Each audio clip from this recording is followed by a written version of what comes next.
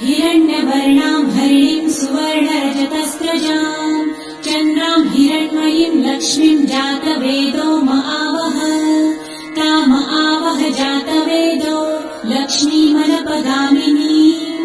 यस्यां हिरण्यं विन्देयं गामश्वं पुरुषानहम् अश्वपूर्वां रथमध्यां हस्तिनादप्रबोधिनीम्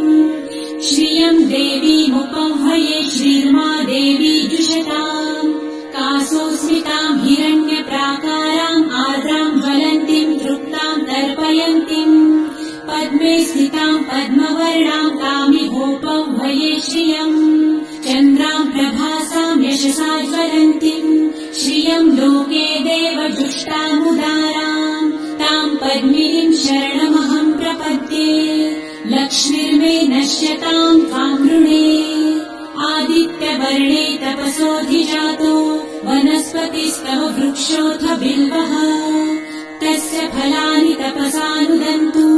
मायान्तरायाश्च बाह्या अलक्ष्मीः उपैतु मां देवसखः कीर्तिश्च मणिना सह